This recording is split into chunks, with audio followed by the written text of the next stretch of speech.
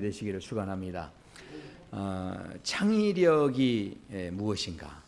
이 시대는 지금 창의력이 굉장히 중요한 그런 이제 시대를 살아가고 있습니다. 앞으로 우리 자녀들의 삶에요, 이 창의력이 굉장히 이게 중요합니다.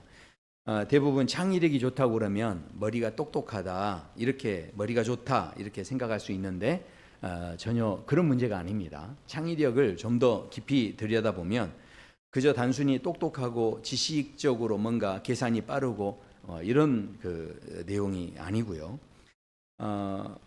창의적이다 이런 말은 같은 그 어떤 풍경을 보면서도 이 머리가 좋은 것과는 좀 차이가 있는데, 그것은 바로 남들이 보지 못하는 그런 틈새나 여백을 이렇게 찾아내고 발견할 수 있는 이제 그런 능력을 바로 이제 창의력이다, 그렇게 이야기를 합니다. 그것뿐만 아닙니다. 이 창의력이라는 것은요, 어떤 문제들을 볼 때 여기에 대해서 문제점이 뭔지, 거기에 대해서 그래서 지적하고 여기에 대해서 진단하고 뭐 이렇게 하는 것이 아니고요, 오히려 그 해결 방법을 찾아내서 그것을 돌파하는 그것이 바로 창의력이다라는 것이죠. 그러니까 아이디어만 있다고 해서 이렇게 창의력이 있다 이렇게 보기는 어렵습니다. 왜냐하면 아이디어가 아무리 많더라도 그 앞에 있는 두려움도 있고 미지의 세계들이 있는데, 그 세계를 향해서 한 걸음 더 나아가서 이렇게 꽃을 피우는 것, 그것이 바로 열매 맺는 자리까지 나아가야 이게 창의력에 해당되는 거죠. 우리 권사님 중에 한 분이 그 저희 화단에 그 꽃을 이렇게 심었는데 이제 꽃이 더 이상 피지 않기 때문에, 그래서 이제 그거를 좀 이렇게 걷어내고 뭘 하나 좀 심었으면 좋겠습니다 했는데, 화단이잖아요. 저는 꽃을 심을 줄 알았는데 파를 심었더라고요. 그래가지고 지금 나가보면 그 파가 순이 올라왔는데 와, 기대가 됩니다. 얼마나 이게 또 많이 자라서 올해 김장은 걱정 없습니다. 뭐 이런 이제 생각이 들 정도로, 그러니까 우리가 생각하기에 머릿속으로만 생각하고 아이디어만 있어서가 아니라 실제로 그것이 꽃피는 자리까지 이렇게 움직여져야 그게 이제 실은 창의력이다, 이런 이야기죠. 전 세계에서 가장 창의적인 민족을 꼽으라고 한다면 유대인일 겁니다. 세계 전 인구의 0.2%밖에 안 되는 그런 사람들인데, 이 사람들이 창의적인 민족으로 그렇게 알려진 이유가 있습니다. 그것은 바로 노벨상을 받은 22%의 수상자들이 다 유대인들입니다. 그리고 그뿐만이 아닙니다. 이 아이비리그, 그러니까 이제 하버드 대학이라든가 이런 대학들의 평균 그 학생 비율을 보면 유대인들이 23%에서 30%로 차지하고 있음을 알게 되죠. 그리고 또 한 가지는 세계적인 갑부들, 억만장자에 해당되는 그런 사람들 보면 부자 중에 3명이, 10명 중에 3명이 유대인이라고 합니다. 그러니까 이렇게 실은 유대인들이 얼마나 이런 그 세계 각지에서 보면 각 분야에서 대단한 어떤 두각을 나타내는 그런 이제 모습을 우리가 보면서 굉장히 창의적인 사람들이다 이렇게 보는데, 그런데 굉장히 이상한 게 하나 있습니다. 제가 올해 자료를 이렇게 찾아봤는데 2025년 자료에 보니까요, 세계에서 가장 IQ 높은 국가가 어디냐 했더니 중국이었어요. 그리고 그 다음 두 번째가 누구냐면 대한민국입니다. 그러니까 머리 엄청 좋죠. 평균 IQ가 그렇게 된다는 거예요. 그리고 이스라엘을 봤더니 등수에 들지도 않았어요. 저기 한 45위 정도 합니다. 그러니까 40위에서 45위 정도 합니다. 그러니까 그런데도 불구하고 이 사람들이 어떻게 이렇게 창의적일 수 있는가, 우린 실은 궁금할 수 있죠. 그것은 어디 있느냐, 바로 유대인들이 이렇게 창의성이 뛰어난 이유가 어디 있느냐. 여러분 잘 아시는 아이작 뉴턴이 그런 말을 합니다. 내가 세상을 멀리 볼 수 있었던 것은 거인의 어깨에 서 있었기 때문이다, 이렇게 이야기합니다. 바로 유대인들이 이렇게 창의적일 수 있었던 것은 바로 하나님의 어깨에 설 줄 아는, 하나님을 경외하는 민족이었기 때문에 그렇다 하는 생각을 하게 됩니다. 왜냐하면 그 전문가들의 그 이야기를 제가 이렇게 전체적으로 한번 자료들을 쭉 찾아봤는데, 그러니까 이 종합되는 이야기가 있어요. 그게 뭐냐면 유대인들이 이렇게 특별한 이유는 뭐냐, 그것은 바로 이 최고의 권위자 되시는 하나님과의 이 친밀함이 이 권위자들에 대한 두려움을 없앤 거예요. 그러니까 하나님에 대해서 이렇게 친밀하기 때문에 인간의 어떤 권위자들 앞에서도 소통하는 능력들이 다른 사람들보다 훨씬 이렇게 친밀하고 뛰어나다라는 거죠. 그리고 두 번째는 하나님 앞에서 늘 묻고 답하는 이게 훈련이 돼 있다 보니까 교육의 방식도 하브루타 방식, 그래서 이 토론 문화가 유대인들 안에서는요 이게 정착이 돼 있다라는 겁니다. 주입식 교육이 아니라는 거예요. 이게 토론식이라는 거죠. 자, 그러니까 이 잠재적인 것들이 이렇게 더 잘 개발이 되겠죠.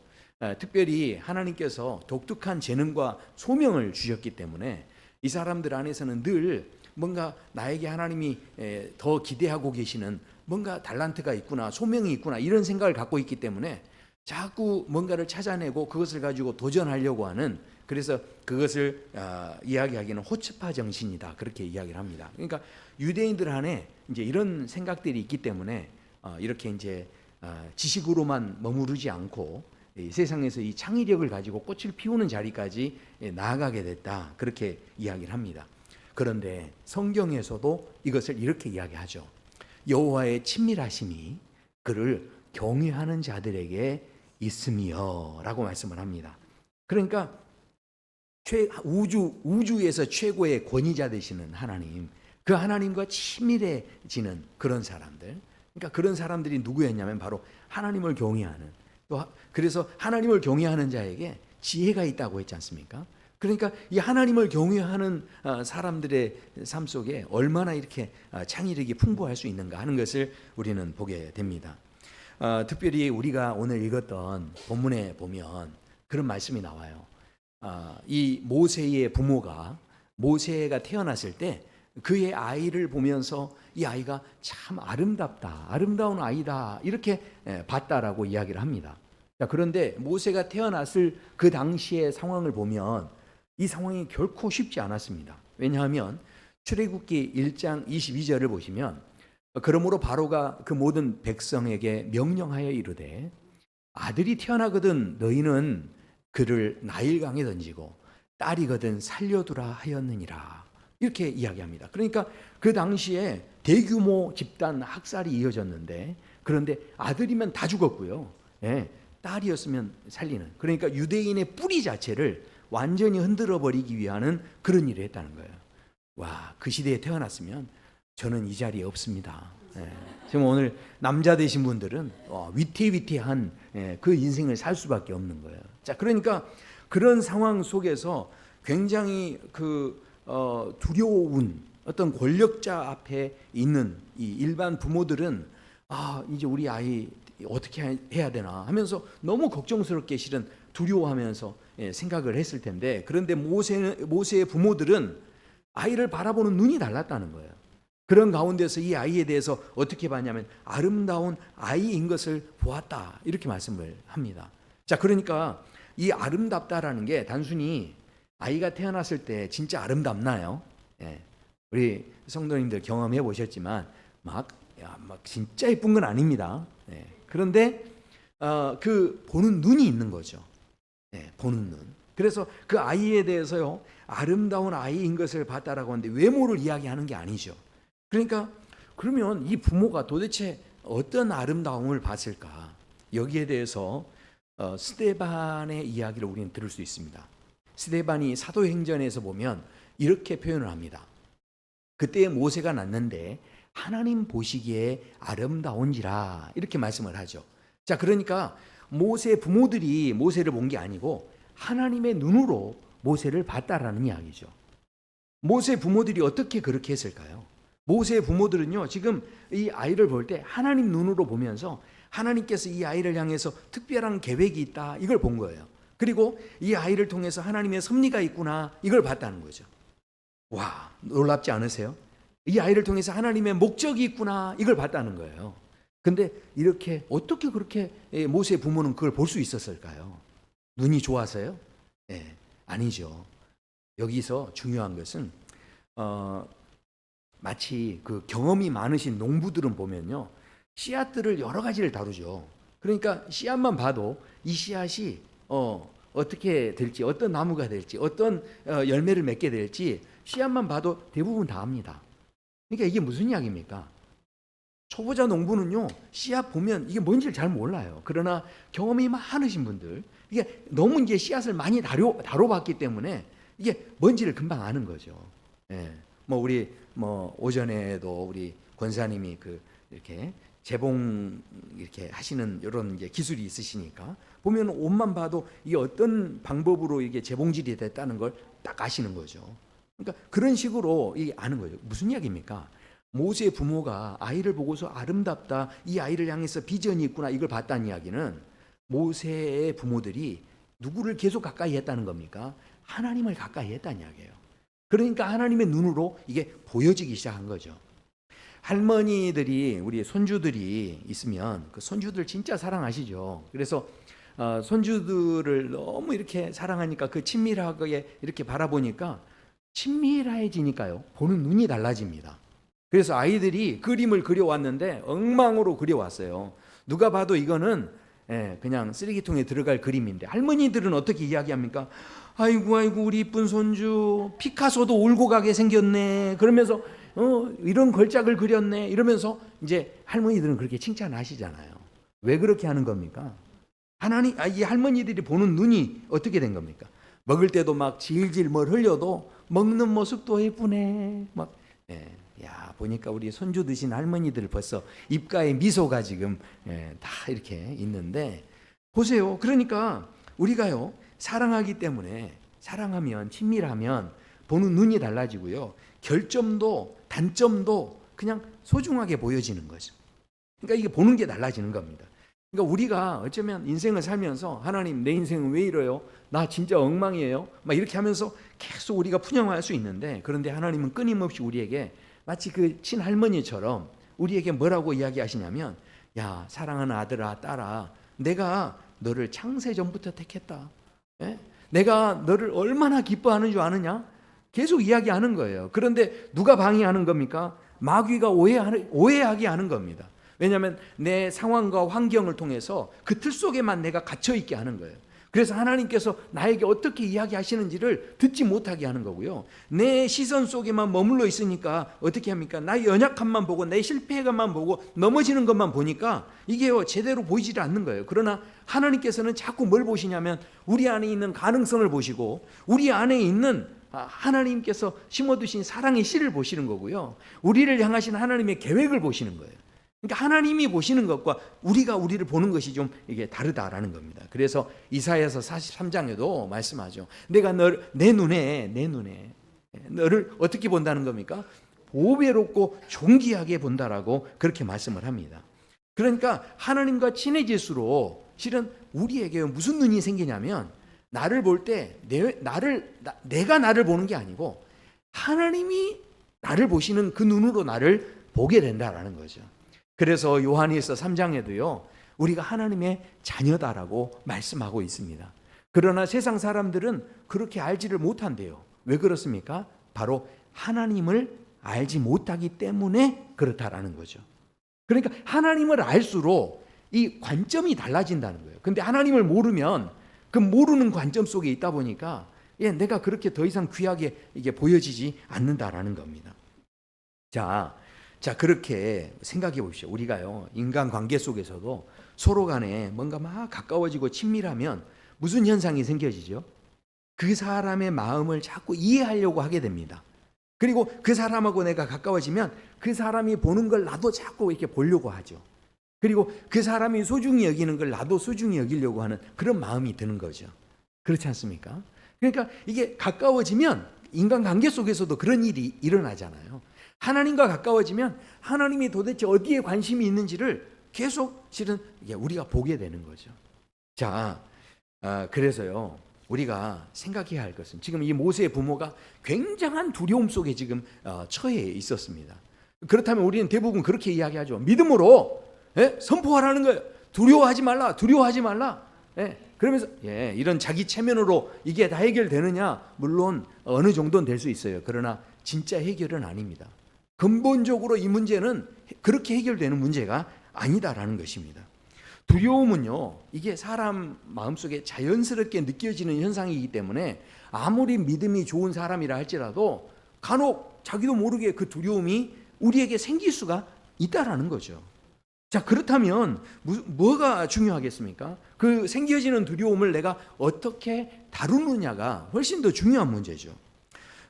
우리 성도님들 잘 아시는 프랑스 소설가 모파상이 있어요. 그런데 그 모파상이 에펠탑을 굉장히 싫어했답니다.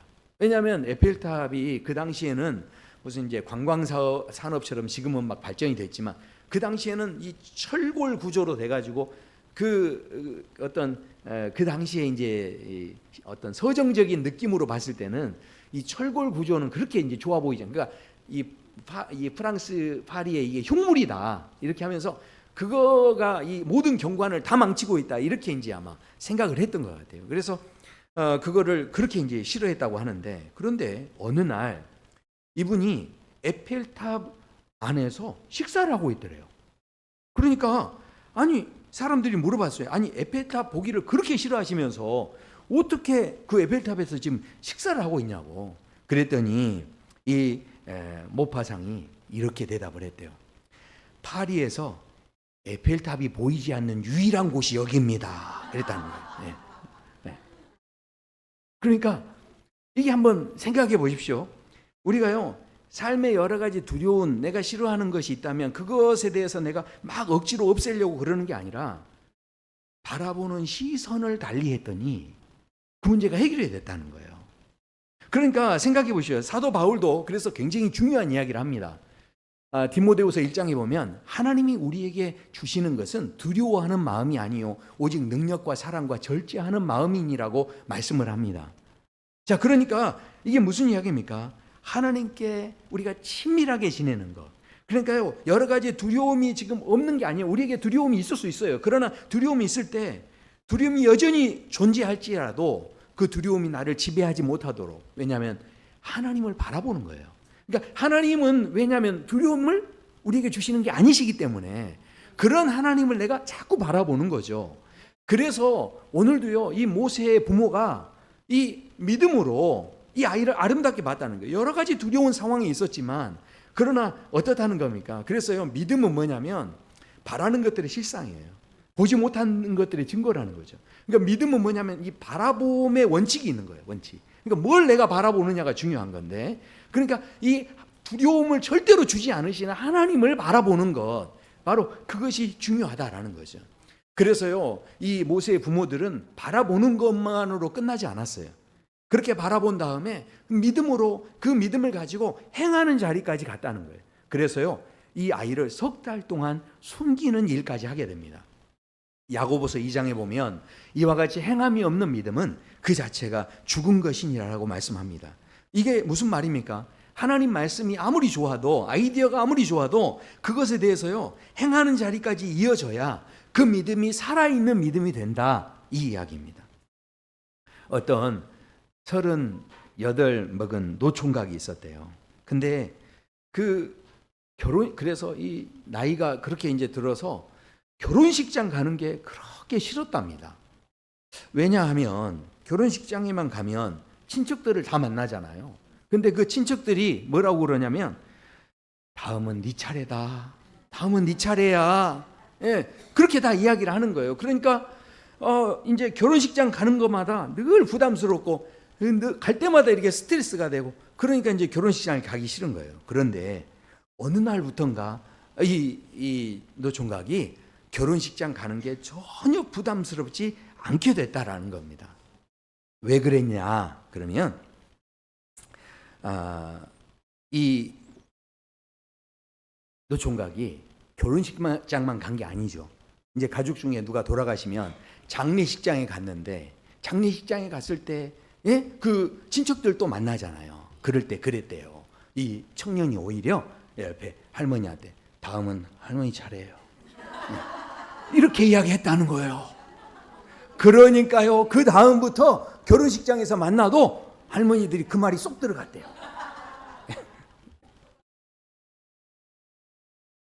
그러니까 생각해 보십시오. 실은 누군가에게는 다음은 내 차례야, 이 말이 실은 상처일 수 있는 거예요. 하지만 그 친척들이 미워서 그랬겠습니까? 그게 아니라 다음은 네가 됐으면 좋겠다. 뭐 이런 마음으로 축복하는 마음으로 이제 말을 했겠지만 정작 장례식장에서 당하고 보니 아무리 바른 말이어도 아무리 축복하고자 하는 말이어도 이 상황에 따라 이게 나한테도 이게 참 부담스러운 말이 될 수 있다는 걸 이게 당하고 보니 알게 되는 거예요. 그러니까 우리가요 이게 머릿속으로만 아는 거하고 이게 실제로 이렇게 경험해 보는 것은 이게 전혀 차원이 다른 거죠.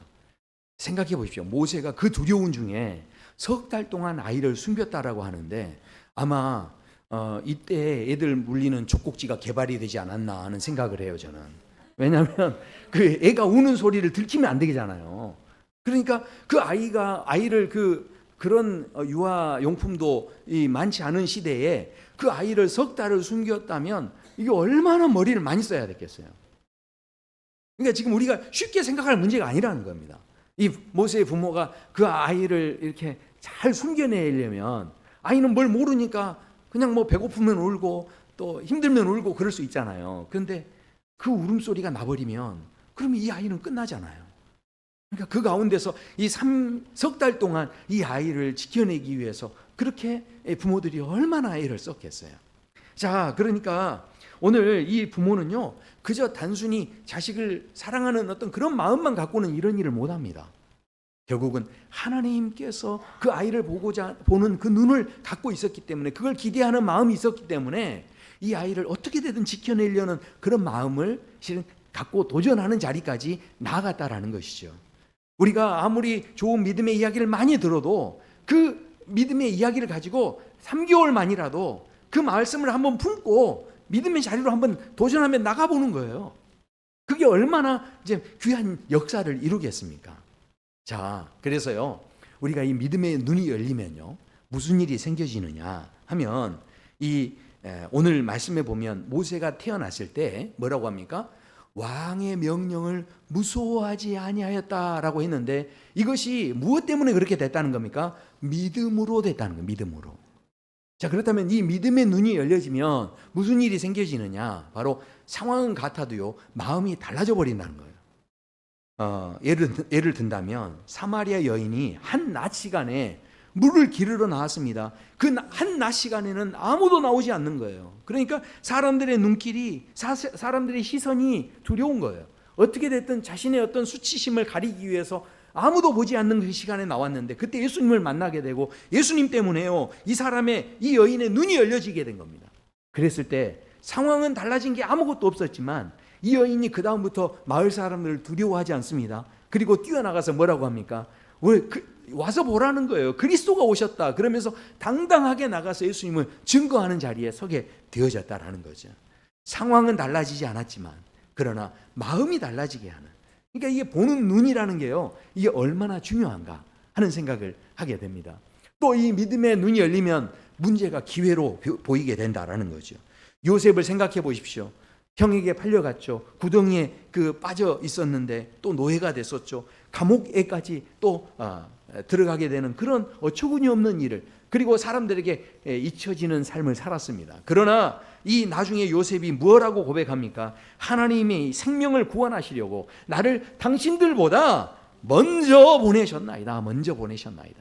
그러니까 이런 고백을 할 수 있었던 것은 상황 속에서 뭘 봤다는 겁니까? 하나님의 관점으로, 하나님의 눈으로 사건을 봤기 때문에 그 사건 속에서 그 형제들을 용서할 수 있는 마음의 여유가 실제로 생겨졌다는 이야기죠.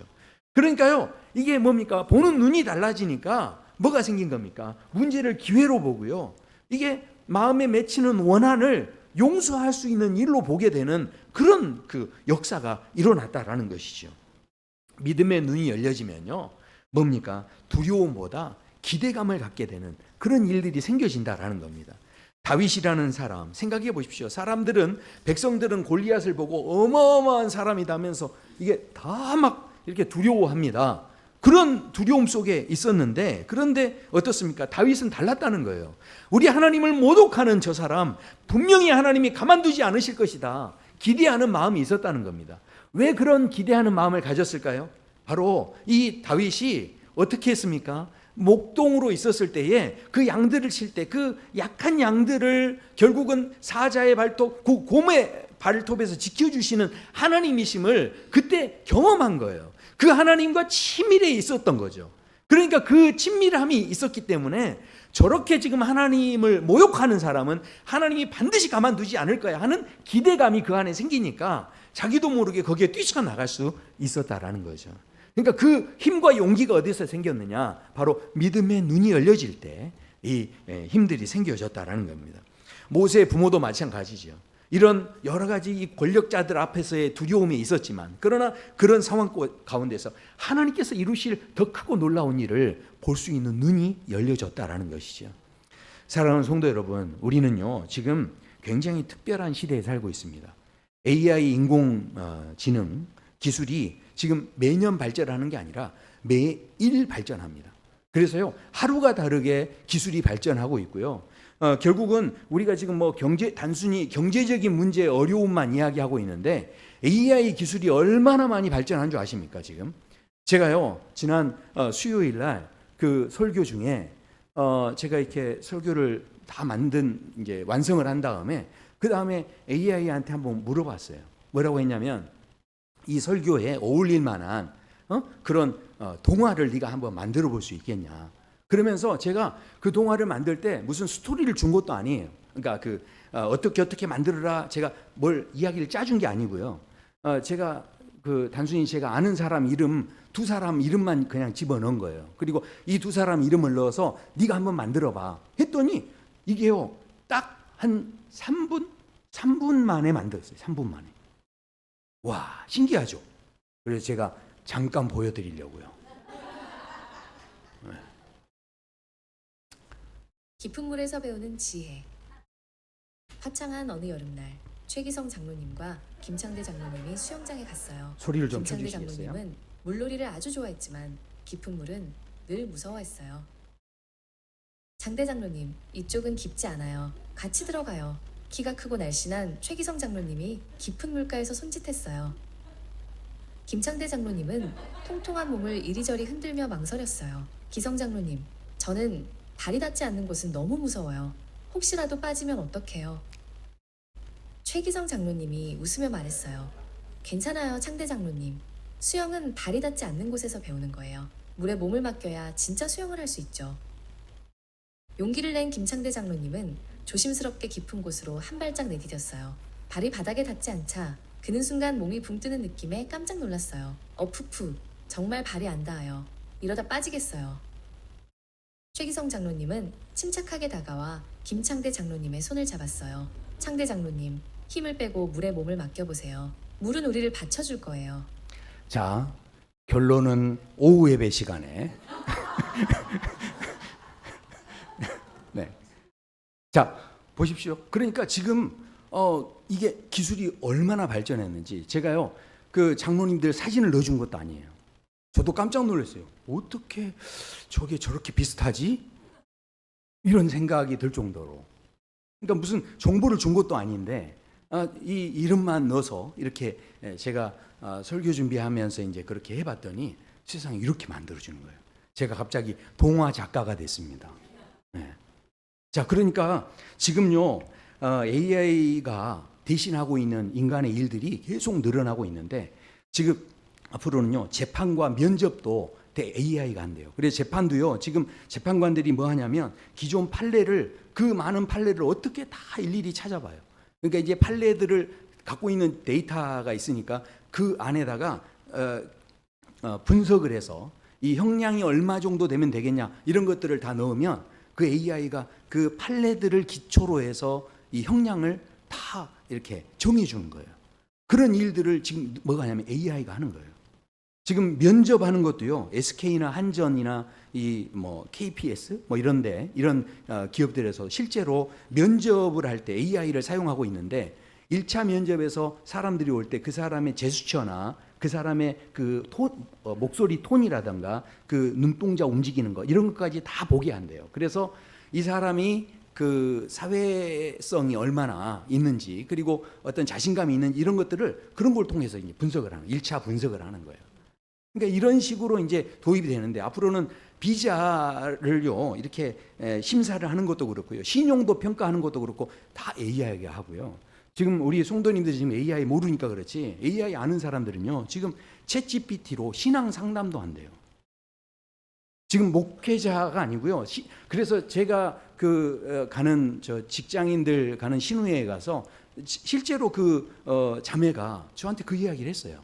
자기가 너무 고민되는 일이 있어서 AI한테 질문을 했는데 AI가 그걸 다 그 사람 입장에서 또 뭐 생각도 해주고 하면서 이야기를 하는데 마음의 위로가 됐다는 거예요.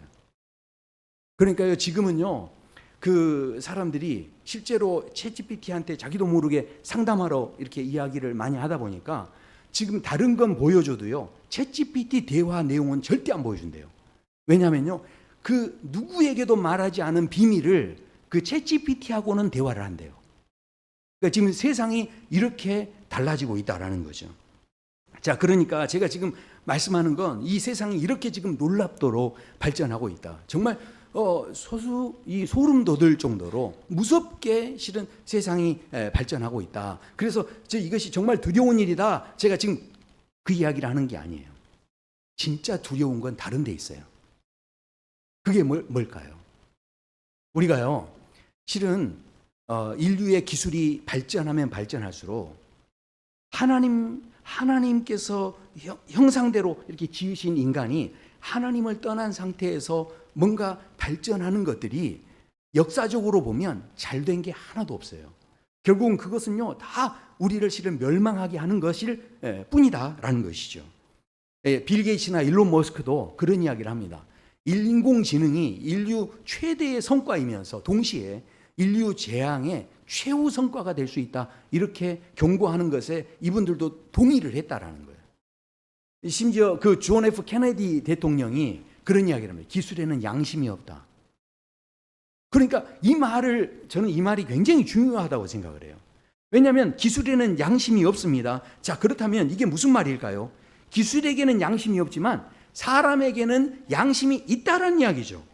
자, 그렇다면 이 기술의 발전 속에서 그것을 사용하는 기술을 개발하고 기술을 사용하는, 이제 앞으로는요, 뭐가 더 중요해진 거냐면 이 기술 AI가 중요한 게 아니고 그것을 개발하고 그것을 사용하는 누가 더 중요한 거냐면 진짜 양심을 가지고 있고 진짜 선한 가치관을 가지고 있는 사람이 훨씬 이제 중요한 시대가 되어가고 있다는 이야기죠.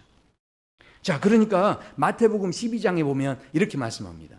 선한 사람은 그 쌓은 선에서 선한 것을 내고 악한 사람은 그 쌓은 악에서 악한 것을 내느니라.